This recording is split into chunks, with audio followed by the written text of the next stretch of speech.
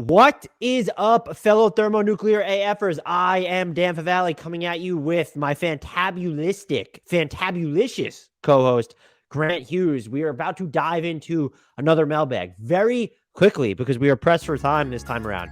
Remember to subscribe to us wherever you're watching this video or listening to us right this second. If it's your first time, subscribe on Spotify, Apple, subscribe on YouTube, wherever you get your podcasts, cross-subscribe. Be on the YouTube video platform and also subscribe to your podcast player of choice.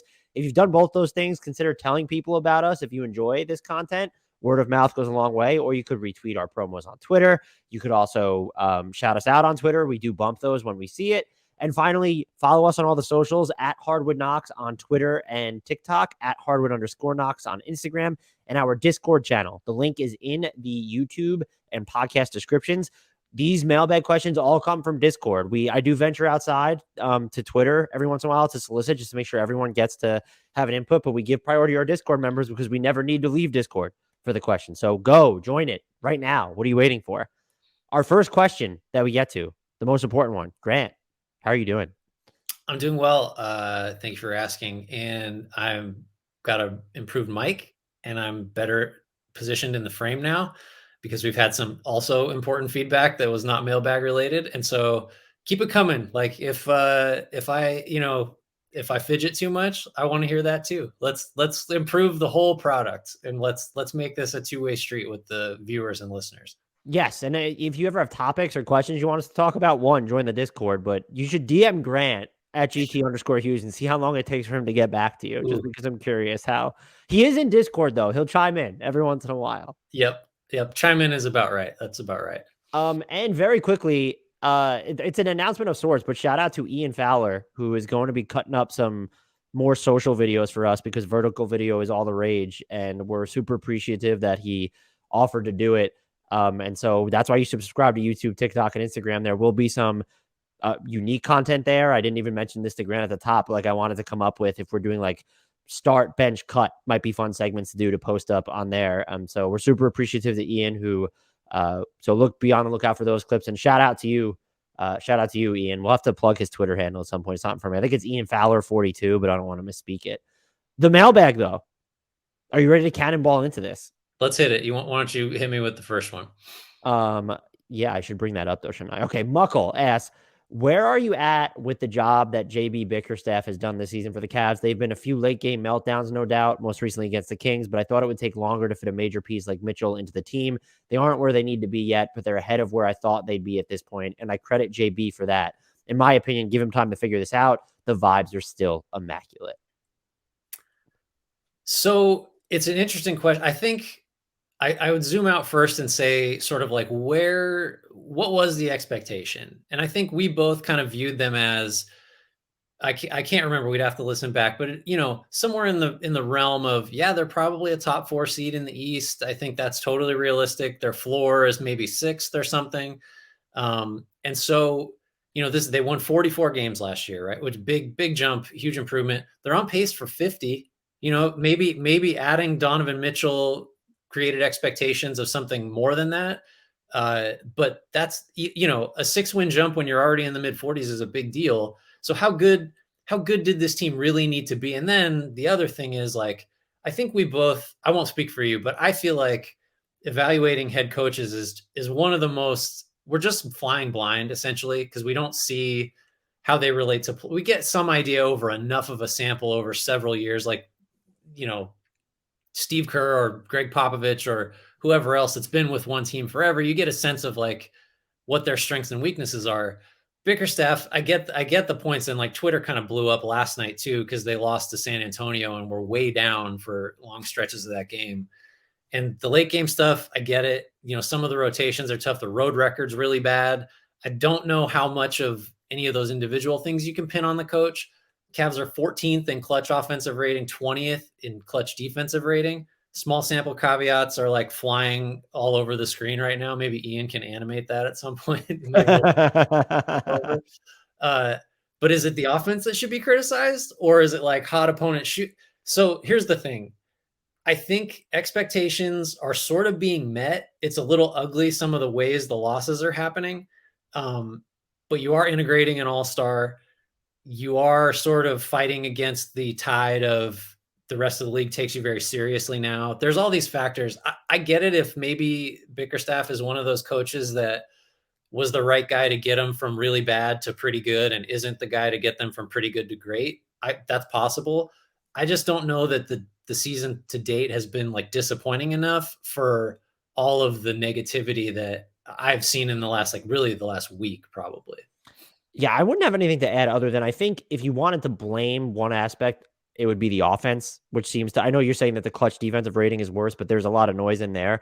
For They are in sure. the bottom 10 of turnover rate. They're in the bottom 6 over the past basically few weeks. I think their last 11 games when they're still have a winning record through it. They're figuring stuff out. Like I think we've seen Donovan Mitchell go through the motions with some of his passes too.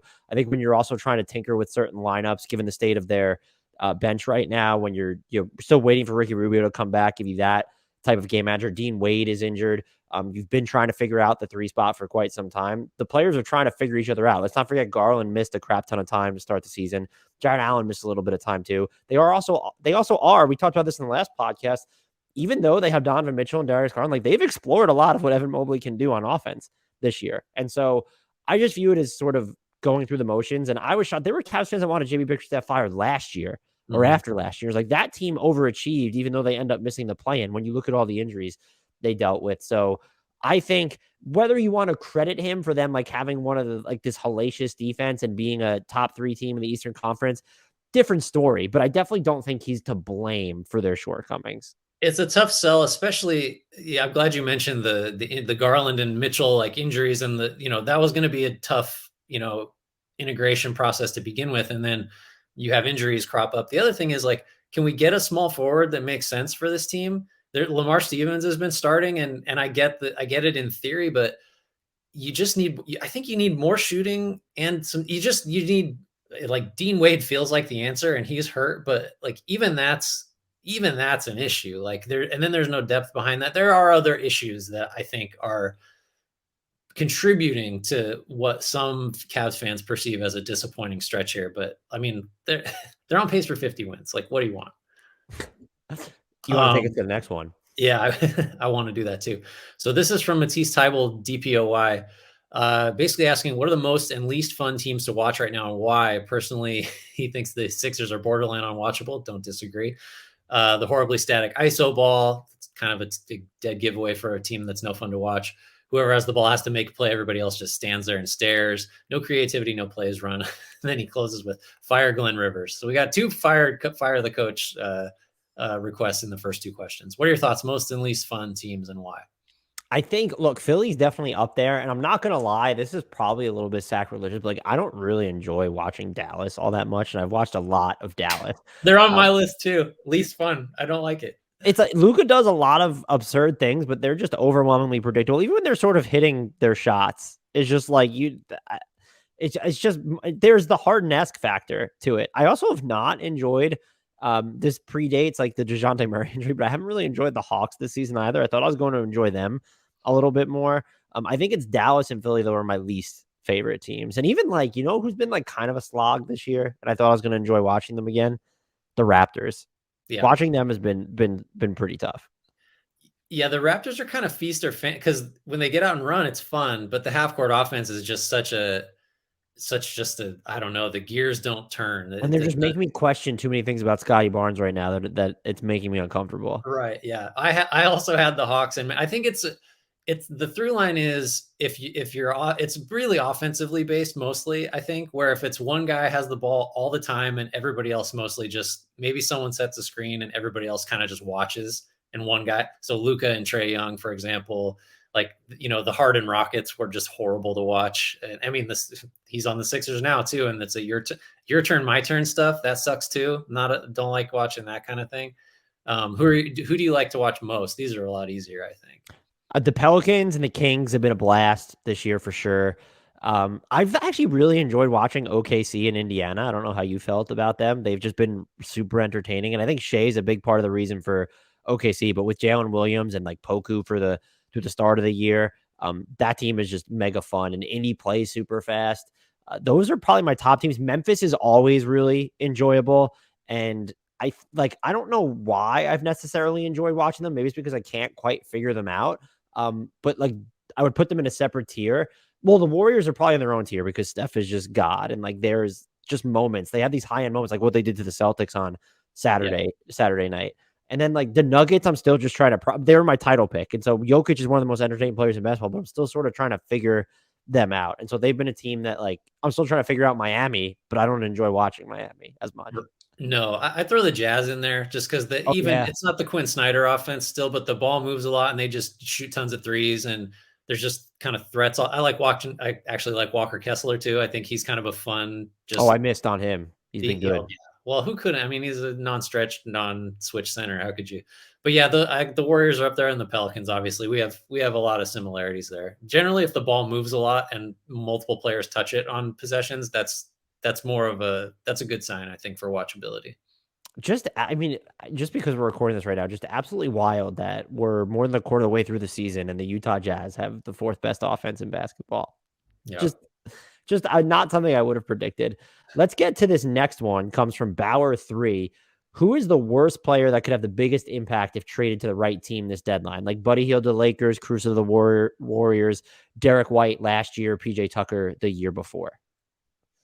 I think for me, what this is kind of getting at is who's like a non-star, like niche role filler guy that specifically, wouldn't be great on any random team, but is gonna make an impact in a way that the acquiring team really needs someone to make an impact. So Caruso to the Warriors, I feel like is just because it's almost like we've seen the theory tested with Gary Payton II last year, Mhm. and you just need the disruptive defender. They don't have that in the backcourt.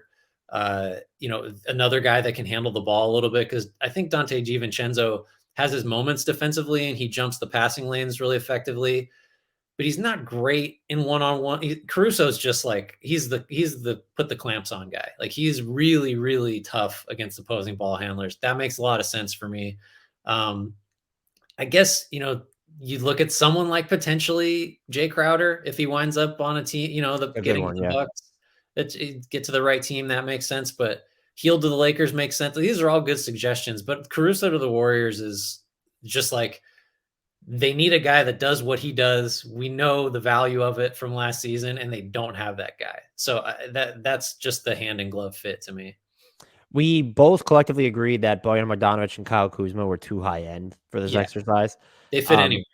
right. So I think my pick, just trying to go off the beaten path of what was like actually considered here. I thought about Gary Trent Jr. for a minute, but now I'm kind of like, he's only played in 6 games, had the meniscus stuff, now dealing with a hamstring injury. Gary Harris feels like he can come in and really shapeshift and make an impact on the title landscape if it's for the put Gary Harris on Cleveland. What Mhm. happens? That would Yeah. be a team. Put Gary Harris on like I don't know, like even Memphis might have a need for him. Maybe not. Memphis might be. But I mean, put Gary Harris on the Dubs. They could use him too. Yeah, I mean, Eric Gordon is, feel like he might be kind of too universal of a fit, but like if Eric Gordon's on the Cavs, same thing. I mean, maybe you want someone a little bigger, but wherever he's going to go, assuming you need like a 3-point shooter that can hold up defensively against wings, like, yeah, that's a big deal. And he's far from a star at this point. There would be two more. They both come from the Knicks. Emmanuel Quickly and Isaiah Hartenstein. Not off to a Mhm. great start with New York. If you put what if you put Isaiah Hartenstein in New Orleans? We've talked a lot about Miles Turner, but like, what if you went that direction with Yeah. Hartenstein? Yeah. You'd have to trust his rim protection and backline stuff more than Jonas Valanciunas. I don't really think that's hard to do at this point, even as much as he is struggling. He can't grab a defensive rebound to save his life, apparently, but still. Yeah. All right. We've got another trade based question here from Driving the Paint. What star should OKC target to trade for to put alongside their core, assuming they make a move this coming summer? I will not assume that they make a move this coming summer, to be honest with you. They're not we've seen them cash in like conditional picks for Usman Jang. So I guess it wouldn't shock me. And Shea is so good right now that you would like to make a winning play. I find it hard to believe that they would do that before seeing what they have in Chet Holmgren, personally.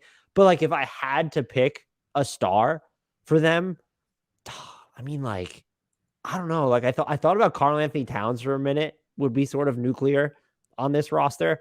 I also my hot takey one was LaMelo Ball. Mm, That would be a wild one. there's like, I guess it's like tough to figure out the star availability. I would love, and this would be such a like a Thunder trade, Pascal Siakam, if he becomes available. It's like those are the names that sprang to mind to me first. I think some people might go because Shea can run point. Like, what about Bradley Beal if he becomes available? I just, between the contract and like you already have Giddey there, you're giving up Giddey as part of that trade. I probably would, just because I'm lower on Giddey than a lot of others. But yeah, the other three were the first ones that sprang to mind for me. Although this is my final one, I wasn't sure if I was gonna be brave enough to suggest it. Trae Young. Trae Young's going to come up later for me, I think. So I also had Cat and Siakam on the list, but I'll back up and say I don't think this is the type of trade that they're likely to make. And I was kind of ruling out like you, the Beals, LaVines, DeRozans, like that type of thing doesn't make enough sense to me. Although, man, like if Chicago could get a hold of a bunch of picks for any of those guys, I think there aren't a lot of teams that need that more. Anunoby, I don't know, like I don't think Anunoby should be available. He probably isn't considered a star, but I think, he fits anywhere. DeAndre Ayton, if this Phoenix thing finally does revert back to like it seems fine now and everybody's saying all the right things, but I don't know, maybe that's something there. He's young and he fits a position that they don't necessarily have, although Holmgren could fill that. I don't know. But yeah, it's a tough thing. I don't think they're hunting for like a max salaried star or anything really close to that. That's not how it's going to go for them, I don't think. And if they are, do you know who maybe should pop up? Who's that? Kevin Durant. Oh man, bring him home. Would you imagine? That'd be great. That was a good question. Next question comes from Torgruff. How crazy is December 15th going to be as a Jazz fan? How crazy will it should it be for us with trade eligibility hitting that day? I don't know if the Jazz have anyone who suddenly becomes trade eligible that isn't right now, but for other teams specifically, that's when I think Bobby Marks said 71% of players are eligible to trade right now. 89% of players will be eligible to be traded on December 15th. Yeah. I want to answer this question first. You shouldn't expect December 15th to be crazy because nothing ever really happens on that day. It's just sort of this arbitrary marker we all like to talk about, and it gives websites an excuse to write about trades, which generate conversation for 2 months. Yeah, it's definitely, I agree. My first thought, apologies, but it's like, I don't think it's going to be crazy at all. I think, except insofar as there will be a fresh batch of like fake trade articles coming out that can now involve league-wide notes. Yeah, a bunch of players that can now be moved. For the Jazz specifically, I think, I don't know about you, but I feel like we talked about, I kind of posited that like it's too late to tear down and trade all these guys because they've already won enough games. They're not going to be able to get bad enough to get down towards the very bottom. But they've slipped. I think last I looked, they were, I think, maybe in the 10th spot. But it's like, what are they, 3 games out of 4th or something in the West because everybody's so condensed.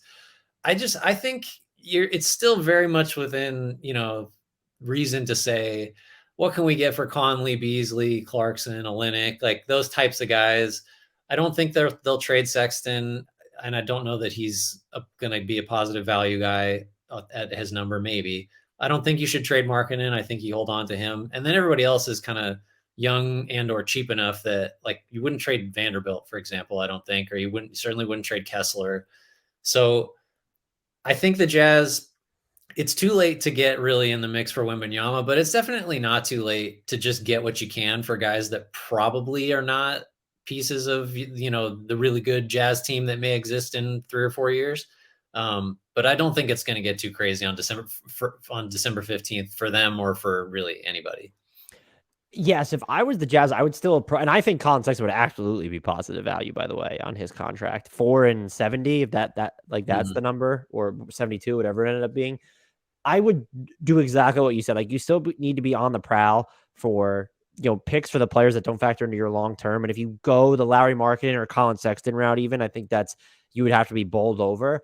At the same time, I would opportunistically buy. Like, if John Collins' value is really through the roof, why not try and scoop him up? If it's really not going to cost you like a good first round pick or even a first, like the package is being floated out for John Collins, not just by fans, but by media members and people in the know, or they make me uncomfortable because they just like diminished Collins to this salary dump, which we've talked about already. And so if you can be an opportunistic buyer, absolutely go that route. You could maybe reboot his trade value and you flip him later, or oh hey, you have like this fringe all-star again, also who fits the motif of what you're trying to do on offense and play 5 out for most of your time on the floor. Or you could probably get away with playing him alongside Walker Kessler. So I would be I'm probably a little bit like not as just because you can't get into the Wembanyama sweepstakes right now. At least I don't think you can.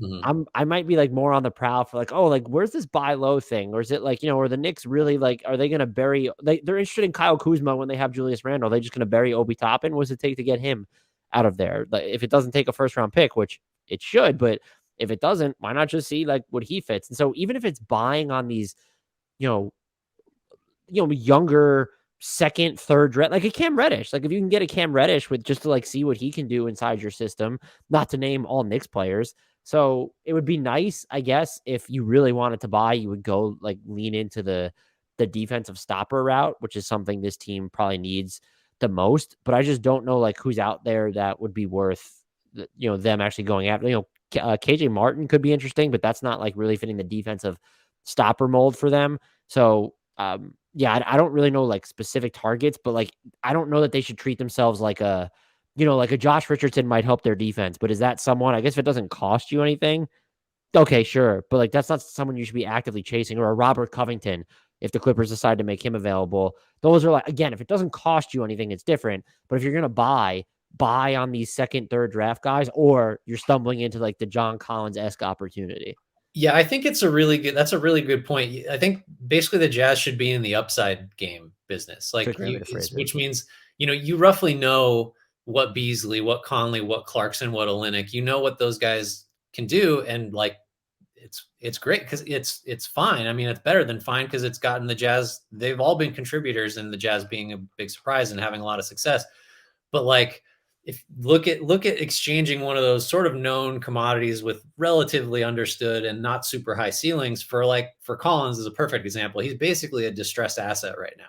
Like that's the type of guy you go for. Even Reddish is another. Like maybe it clicks somewhere, or maybe I Jackson mean, Hayes, I don't know even if the Warriors are in New interested, Orleans. but like you think about trying on Wiseman or a Yeah. Moses Moody, guys that just still have, some measure of upside, low odds maybe to hit it, but in the Jazz's position, why not? Or you just try and get involved where we're talking about the Jay Crowder report that came out where I think he was ultimately headed to, was it Atlanta in that? There's been so many different Jay Crowder scenarios. We know Miami and Atlanta are like super interested, but there was like these third team scenarios. You can also just be the team. You have some of these expiring contracts. Like let's use Olynyk as an example. You're probably not married to him, even though like he's been good for you. Can you use him, take back longer term money, and then just acquire more assets? Like you haven't moved the needle in either direction for your team this season, and you've just accumulated more assets without actually selling off. And so I think if I'm the Jazz, I approach it that way. I don't look at it as we need to tear down. I think you can still get value for Beasley with his team option this summer because they have him under control. And like Conley's contract is not going to get any better or worse. I mean, if anything gets better because he'll be entering the final year, assuming they fully guarantee it. So if I'm the Jazz, like I'd have to be bowled over by offers at this point. Mm-hmm. And I'm going to, like you said, you're in the upside game. And so whether that's a younger player or an entrenched impact veteran who's maybe fallen off, I think that's the route that you go. And if you can't, then look at, we do have some, like, they don't want to move Jordan Clarkson, but so like, even if you're moving a Conley, but like I said, Olynyk before, or even was Rudy Gay, like you can step ladder your way to getting bigger salaries that are, I guess, worse than Rudy Gay's or worse than what you have on your books to get more pick and prospect equity. Maybe that's something to look at. Yeah. Got a bigger trade question here from Jolt the Goat. Is this summer finally going to bring the first LeBron trade? Presumably first LeBron Lakers trade. He's still good, but the Lakers aren't good enough. Although I guess he never has been traded. I don't know why I keep thinking of his Signing arrival. trades to Miami. Yeah. Cleveland. Okay. So anyway, the point is he's still good, but the Lakers aren't good enough to compete, and they aren't close enough to be willing to trade their far future firsts. Also, who would trade for LeBron, knowing that's important? Who would trade for him, knowing they're getting a version of him closer to a third scoring option than a primary option? I don't know if I agree with that. Right. Let's unpack it. Like the LeBron trade idea, plausible. Who wants him? Is it going to happen? I think it only happens if he asks for it. I think I don't know why the Lakers would, even just from a gate revenue perspective, why they would do that. And there's also an inherent risk rebuilding around Anthony Davis. He's playing great right now, but this has been his performances aren't necessarily, they're fleeting because there's always something that happens, or it feels like he gets injured and has to start from square one again, or it's just unsustainable shooting on these really difficult looks. So I would bet against LeBron trade. And also, as of right now, unless they do something to take on money, like they're in line for $30+ million in cap space. That's not enough to necessarily go out and choose whoever they want. But one, the free agency market isn't built like that anymore. Could that get them Kyrie? Could that get them, they're talking about trading for Kuzma. They go out and just sign Kuzma this summer. Like, they don't need to necessarily give up equity for him. And if you do keep your picks, I think that a lot of that goes into it. If they're trading the picks now, they're keeping him. If they don't trade the picks, well, now you've opened up, like, you're going to get to a point where you could trade a 2030 first round pick if you really wanted to. So I don't think they'll move him. If they did move him, it's tough to figure out a destination because he's going to have the ultimate say over it. And it will also have to be a team that's willing to take a risk and abridge their timeline, and one that LeBron also wants to play for. I have no doubt in my mind that he would want to go to the Warriors, would be like that's where he would want to be until his contract is up. But like, if there was like a team out there that could just acquire him and didn't care, Denver, like if you work something in with maybe a Michael Porter Jr. or Memphis, imagine LeBron in Memphis. Perhaps you're worried about him taking the ball too much out of John Morant's hands there. He'll probably want to go back to Cleveland, but at this point, like, you can't trade any of your core pieces to get LeBron, and Kevin Love's contract will be off the books by then. So I don't know, honestly. I guess if I had to pick, it feels like it'd be a team like maybe the Knicks, just think, like when they traded for T-Mac, when they were trying to clear cap space, it was like age 48 T-Mac. And they're like, look, we got T-Mac. And I think I was at his first game that he played for the Knicks, and they like were marketing him as like, we're going to make this playoff push with T-Mac. So you do something similar higher end with LeBron. I would just say, would the Warriors trade for LeBron if he wanted to go there? Honestly, you would have to give up Dre, Clay, or Wiggins to make it happen. No? Yeah, that's my first question would be how, and what how are you selling that to the Lakers as an like, just because I agree, first of all, that it's not happening. I don't think LeBron will be traded again, like full stop. And it's built into that is because he would have to ask for it. And then you'd have to get over all these hurdles of, well, what team, if you're trading for LeBron, you're like, it's this year, because there's nothing promised beyond like next month when you're 20 seasons in. So you have to be just full bore. We got to win right now, immediately. But also that presumes you're a very good team. And it also presumes you're willing to just like completely reshape kind of the whole like tenor and the whole like hierarchy. Everything about your whole franchise changes if LeBron James is on the team. That's not his fault. That's just what will happen. And there will be constantly, there'll be new questions about, well, what's the role going to be, the attention. There's just so many things that go into adding him, in addition to what do you give up for a guy that has like, is really his post prime years are kind of measured in like months or like weeks. Right. That's what it is. He's a really good player still, but like, I just don't see the destination. So I think he's just going to be on the Lakers for the duration, barring like somehow he goes back to Cleveland to retire a Cavalier or something like that. But I don't think we'll see a trade. I still think if the Lakers are going to sort of reposition themselves, it's got to be Anthony Davis, but he's played so well that I don't see why you would trade him now. So I don't see it. I can't even imagine them repositioning themselves around Anthony Davis in the sense of let's trade LeBron. I feel like if you're trading Anthony Davis, just trade LeBron. But if you're trading LeBron, I'm also kind of like, you might as well just trade Anthony Davis, because I don't know how long it's going to take you to rebuild a meaningful team around him. The team that's kind of staring us in the face, if it's just money and picks, Dallas's obligations reset after this year. There's definitely the urgency to win with Luka. Maybe LeBron would want to play with Luka. That could be a team that they're going to hamstring themselves again, and they're really tethering themselves to a tight window. But they might be a team that I could see giving up. And I'm just assuming any LeBron trade, if the Lakers are doing it, is just looking like salary and picks. Yeah, I agree. Because if you're trading him, you're saying winning in the immediate is no longer our priority. Yeah. He'd be a pretty good secondary ball handler. I think that would finally answer the Luka needs a secondary ball handler question. That would be send him to Atlanta and Philly as well, so that we can get the verdict on James Harden and Trae Young. Yeah. Perfect. Next. Oh wait, no, that was your question that you asked. So next question also came from Jolt to Goat, and I'm glad that I ended up here asking you this one, because I know that you just did a deep dive into this. Also, have the Nets made their way all the way back around to title contender again? Since Kyrie's return to the lineup, they are top 7 in offense, top 7 in net rating, second in true shooting, first in effective field goal percentage, fifth in opponent effective field goal percentage, and second in wins. The offense has been offense, and the defense has been league average. They still fall short of the true contenders, but they suddenly have a pulse after seemingly being dead. And this is all despite rolling the corpse of Ben Simmons out for 27 minutes a game. Wow. Oh, by the way, Nick Claxton averaging 2.2 blocks per game is wild. Nick Claxton, my input is Nick Claxton has been very, very good. They lead the league in blocks, period. I'm pretty sure they said on the broadcast last night. So yeah, this is almost exactly what I wrote about after they beat the Wizards last night. So that, just for some background, they've won 8 out of 9. They're 4th in the East right now, which I had to like double and triple take that just because we pronounced them. I don't know. It's interesting because we didn't. So here, the answer is like, short of Boston and Milwaukee, I think they're as dangerous as anybody, like with upside. And it's now the comeback to that is they've beaten basically nobody during this stretch. So I think the Blazers, so this 8-1 stretch started on November 27th with a win over the Blazers. Damian Lillard did not play in that game. That's the only team that they've beaten in this run that has a winning record today.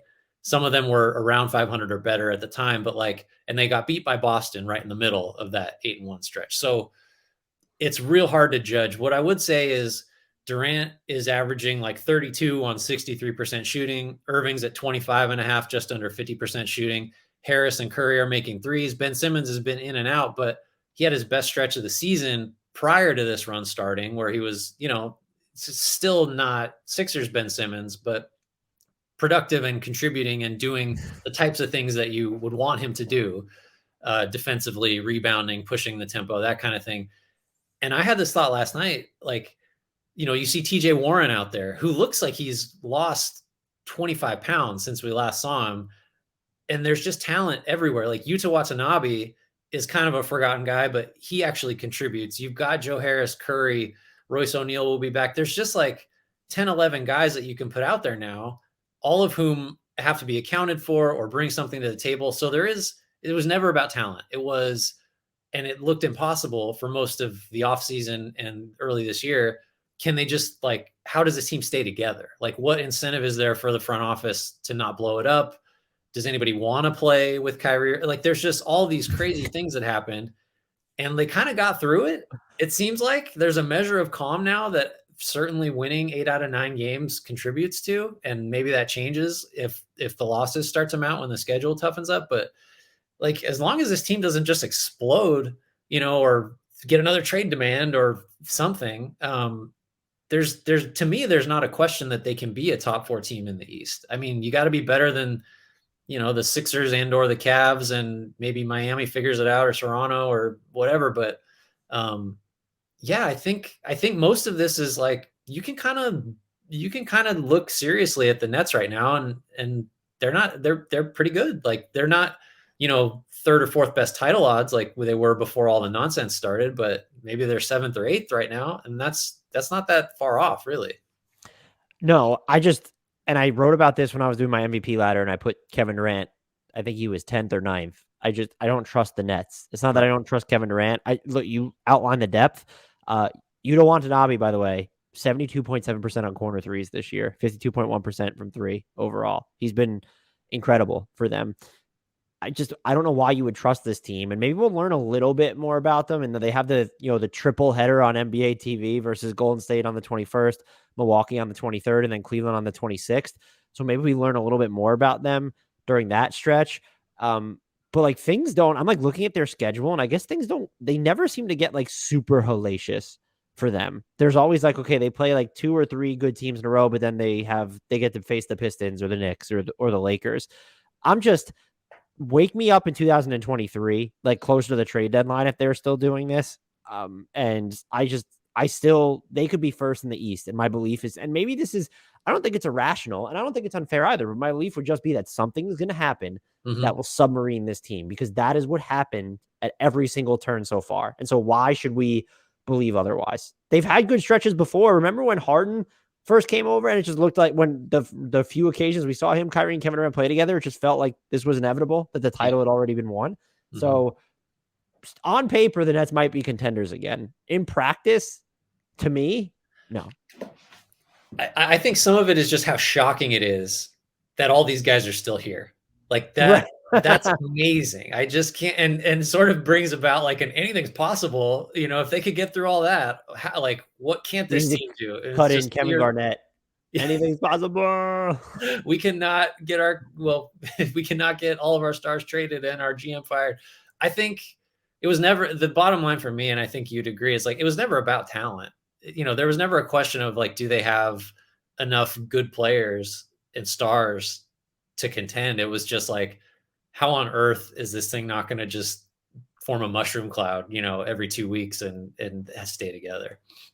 I got the next one for you. This is from JT Alexander. Should Zach LaVine be up for trade discussions as DeMar and Vucevic are? He's not shooting great at the moment, and with his athleticism not what it was, that contract could look very bad very quick. For what it's worth, his shooting will improve, but I don't see where the Bulls are heading, so it'd be interesting to see what his trade value is. And we had one that's related to it right below it. I don't know if you Oh see yeah, it. let's build that in because we may as well. This is from an unknown source on Discord, I think. Who I says apologize. no? I can't remember. I remember seeing it and thinking I need to add this to the mailbag, and then I never did. But I know the question existed. Yeah, well, pipe up in Discord if this is you. Who says no to a LaVine for Michael Porter Jr. swap? So what's interesting? So let me start with the should the Bulls trade Zach LaVine or blow it up? I go back and forth. I would say no, because what value you're going to get for Zach LaVine right now in the first year of this deal? The knee stuff is still so fresh. He does not look like he has the same level of just explosion or ability to get to the rim, or even just sort of the same pop on when he's working off the dribble. And maybe you're worried about that getting worse, but I don't know, like, what are you getting from him at this point? And the other thing is just like, yeah, there's value in, okay, just tank, but your pick is top 4 protected to Orlando.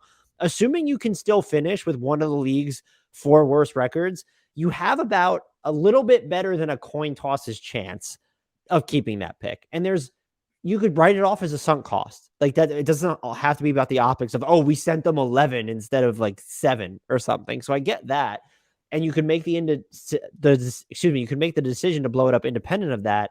But like, what are you actually getting to restock the cupboard here? If there's a genuine LaVine offer on the table that's going to restock your cupboard, yeah, consider it, because I think the Bulls are just consigned to the middle at this point. If there's a real offer for DeMar DeRozan, yeah, consider it.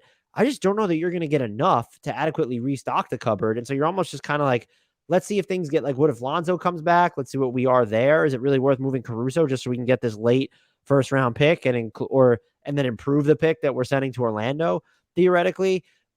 For Zach LaVine and Michael Porter Jr., I'd argue that's the exact type of trade that the Bulls should not be making, where you're sort of locking yourself into just another mystery box. But it's an interesting like exercise in the sense that, so the LaVine contract, he is, after this one, 4 years and 178 million left on his deal. Player option on the final season. It takes him through his age 31 season. The MPJ contract, 4 years and 119.6 million left after, guaranteed after this, but it's because only 12 million of the 40.6 million in the final year is guaranteed. That's his age 28 season. 19 million guarantees if he makes an all-star team, and then it fully guarantees if a various number of things potentially happen. I don't know, like, I don't like that trade for either team, just because I guess Zach LaVine in theory is an upgrade over Michael Porter Jr., but Michael Porter Jr. probably gives you more of what you need come playoff time for his size and ability to shoot over all these other guys, where there's a little bit too much overlap for LaVine and Murray. LaVine has shown he can play off the ball. I want to make that clear. Like, he plays off the ball, plays off DeMar DeRozan all the time. But like, if I'm the Nuggets simultaneously getting older and with someone who might be just as big of an injury risk at this point, even if he's the better player, and he doesn't address Michael Porter Jr. is the better defensive playmaker than Zach LaVine right now. Zach LaVine is the better offensive playmaker by miles. Zach LaVine's not addressing your greatest weakness right now. You don't have to worry about your playoff offense holding up in the postseason crucible. Yeah, I think I think I said this earlier, but if I'm the Bulls, like, I think everybody should be on the table, but I think LaVine is probably the last guy of your like big money players that you'd want to move, just because, and you said it, like, his value right now, you certainly would hope, is about as low as it's going to be on this contract. I think you could sort of charitably say that coming back from knee surgery. Maybe he's just not all the way back. Maybe this isn't like the baseline now. Maybe it's going to take until January, February for him to feel all the way right. But his 2-point shooting is worse. Like he's getting to the rim less than he has in a long time. He's not finishing as well as he did even last year when he was battling knee stuff around the rim. So if you just to tie that in, if you can trade him for a bunch of picks, awesome. Like, but you've outlined all that. I do think that if we're to hit the second one, if you're trading, if it's a who says no, I think the Bulls probably have to say no. But it also is kind of a weird fit because in theory, LaVine on the Nuggets would be in kind of the same role as Porter Jr. And like he would probably be worse at it just because what you want is some defensive playmaking and catch and shoot stuff. And like there just aren't a lot of guys, I think, in the league that are more dangerous catch and shoot guys than Porter. So I get where the question's coming from though, because LaVine feels kind of like a microcosm of what's going on with the Bulls, where they're expensive, they're not quite good enough, and they're kind of at the wrong spot on the age range. So I get the wanting to entertain it, but I just think the bottom line is like, you got to believe you're going to be able to get more for him in the summer or a year from now or whatever. If it's going to come to that, I think you probably want to wait. Look for DeRozan and Vucevic for sure if you want to trade those guys, but hang on for a while. So you're just team, you should consider everything that's on the table, even though you have the top 4 protected pick over to Orlando. It's not, let's try and regroup next season, not convey it. It's just write it off and let's tear it down.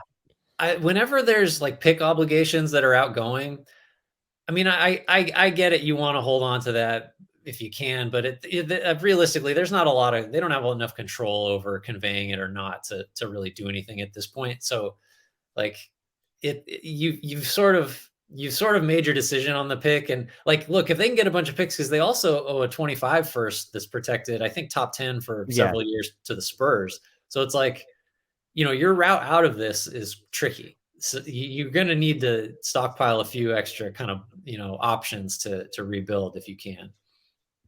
This next one comes from unbiased Pistons fan. What does a player have to do to win most improved player a second time? Like if Siaka took a high-level MVP leap, would he win? If it is possible, who could do it? Or is it the fact that Giannis never won twice proof that it will never happen again?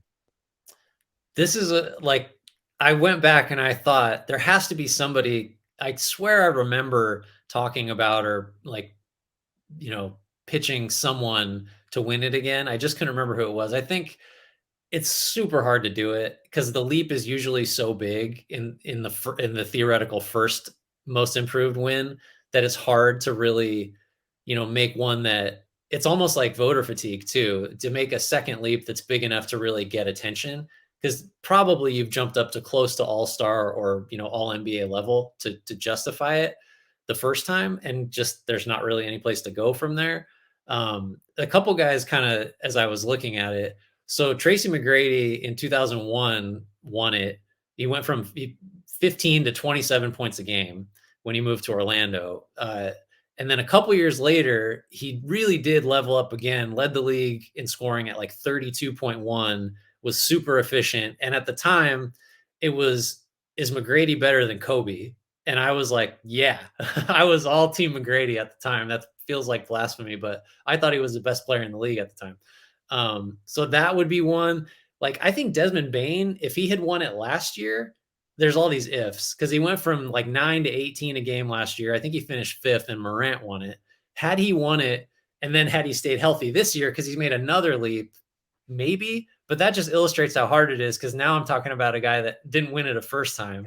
Right. My last guy before I throw to you, Jeremy Grant is like my favorite hypothetical. He's never won anything, never been an all-star, never anything, but he basically has had like 4 iterations of his career where in OKC, he started one game. I got the years all mixed up. This is, several seasons ago, averaged 20 minutes a game, couldn't shoot at all. And then he goes to 77 starts the next year, shoots 39%, is a 5-position defender, like that version of Jeremy Grant, where he's a small ball center that can guard everyone and shoot 39%. Didn't win it that year. Then 2 years later, he goes to Detroit and is a first option scorer and averages 22 a game. Like, those are the kind, like, if you totally reinvent yourself, more than once, I think that's a better path to get there than just getting better at the thing you're already sort of good at. But I don't know how you do it. I don't think it's possible.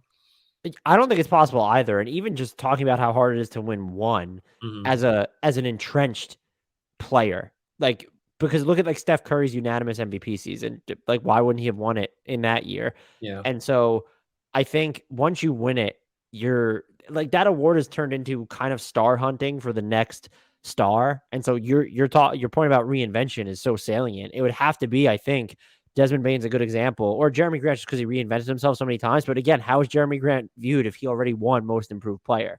Yeah. But it would have to be a Desmond Bain like situation where, oh, they won it in year two. Like where if De'Aaron Fox, remember there was the push for him to win it in year two, that he won it. And then he all of a sudden turned around and had another nuclear season where he levels up somehow. I do think at least a majority of us will think deeply enough to understand that they're the types of leaps like from rookie to sophomore or sophomore to third year, like that leap is easier because there's more runway for you to improve than it is to make the leap from star to megastar. So I don't Mhm. want to say it's impossible, but it's also just like I feel like once you win the award, you're almost taken out of the running. And I didn't go back and look at past voting results, but like who is someone that won and then finished like in the top five or top, I think is the ballot 5 on that one. It might be 5 or 3. And then finished like even in like consideration for it. Yeah, you take yourself out by winning it once because the leap is so big. It's just there's nowhere else to go. There's not enough room to get better that second time. It has to be like if Giannis had won it for his leap from like wow this guy's really good to oh my god he's like the third best player in the league all of a sudden.